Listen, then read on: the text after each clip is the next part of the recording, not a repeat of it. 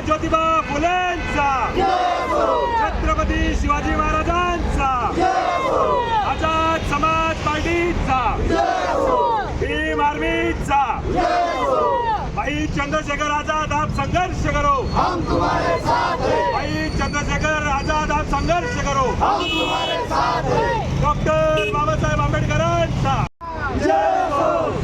आझाद समाज पार्टीचा जय हो।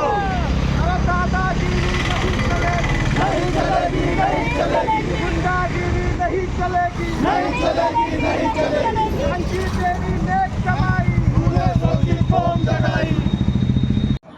काय सांगाल, आज आपण या ठिकाणी निदर्शने करतात, कशा संदर्भात काय प्रमुख मागणी आहे? सर, देशभरामध्ये संपूर्ण जातींवरती SC ST OBC अल्पसंख्याक या सर्व प्रकारच्या जातींवरती ज्या वेगवेगळ्या प्रकारचे अन्याय होत आहेत, धार्मिक अन्याय होत आहेत. बोधगयामधील जे बौद्ध महाबोधी महाविहार आहे ते अतिक्रमणाचा विषय चालू आहे. जैन लोकांच्या मंदिरावरती तिथेही काही हल्ले झालेले आहेत, तो एक विषय आहे. आणि मार झाडू करण्याचे बरेचसे प्रकरण देशभरामध्ये होत आहेत. 28 फेब्रुवारीला सामान्य जनतेवरती तर हल्ले होतच आहेत, पण 28 फेब्रुवारीला आझाद समाज पार्टीचे खासदार राष्ट्रीय अध्यक्ष भाई चंद्रशेखर आजाद यांच्यावर सुद्धा हल्ला झालेला आहे. म्हणजे या देशातला सामान्य वर्ग तर सुरक्षित नाहीये, पण खासदार सुद्धा या देशाचे सुरक्षित नाहीयेत. तर या अनुषंगाने आम्ही संपूर्ण देशभरातून याचाच एक भाग म्हणून छत्रपती संभाजीनगर मधून जिल्हाधिकारी साहेबांच्या माध्यमातून राष्ट्रपती महोदयांना निवेदन सादर करत आहोत. आणि या निवेदनाच्या माध्यमातून आम्ही सिरेला गावामध्ये जे मृतक पावलेले जे व्यक्ती आहेत त्यांना 25 लाख रुपये, जे पीडित लोक आहेत ज्यांची सुरक्षा करण्यामध्ये सरकार सक्षम नाहीये त्यांना शस्त्र परवानगी मिळावी, ही एक प्रमुख मागणी आमची आहे. यासोबतच आझाद समाज पार्टीचे खासदार राष्ट्रीय अध्यक्ष भाई चंद्रशेखर आजाद यांना Z+ सुरक्षा देण्यात यावी.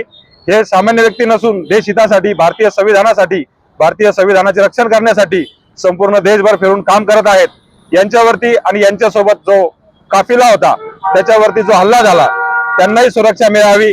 आणि जे पीडित होते त्यांना न्याय तर मिळावाच, पण ज्यांनी हा अन्याय केलाय, जो ठरवून दगडफेक केली, त्यांनाही कडक शिक्षा व्हावी.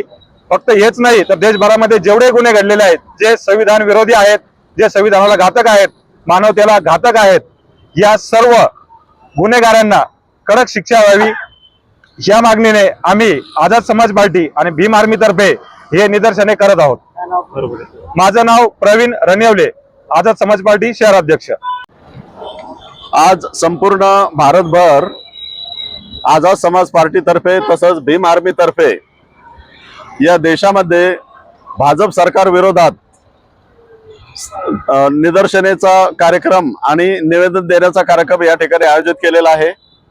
यामध्ये प्रत्येक जिल्हाधिकार्यालयावर संपूर्ण भारतात जेवढे जिल्हे आहेत प्रत्येक जिल्हाधिकाऱ्यांना आम्ही निवेदन देऊन दलितांवर या देशामध्ये होणाऱ्या अन्याय अत्याचाराविरोधात हे निदर्शने आमचे आहेत. यामध्ये विषय उत्तर प्रदेश में अनुसूचित जाति, अनुसूचित जनजाति, अन्य पिछड़ा वर्ग एवं धार्मिक अल्पसंख्यक समाज पर किए जा रहे अन्याय अत्याचार एवं उत्पीड़न के विरोध में महामहिम राष्ट्रपति महोदय आपको सविनय अवगत कराना है कि उत्तर प्रदेश में वर्तमान भाजपा सरकार के कार्यकाल में प्रत्येक दिन किसी न किसी जनपद सामंतवादी एवं जातिवादी मानसिकता के ग्रसित असामाजिक तत्वों द्वारा अनुसूचित जाति, अनुसूचित जनजाति एवं अन्य पिछड़ा वर्ग एवं धार्मिक अल्पसंख्यकों के गरीब एवं कमजोर लोगों के पर जानलेवा हमले, मारपीट, हत्या, बलात्कार एवं उत्पीड़न की घटनाएं लगातार हो रही है. सरकार इन जघन्य अपराधों को रोकने में पूर्णतः विफल साबित हो रही है. काय नाव आहे आपलं? किशोर मस्के.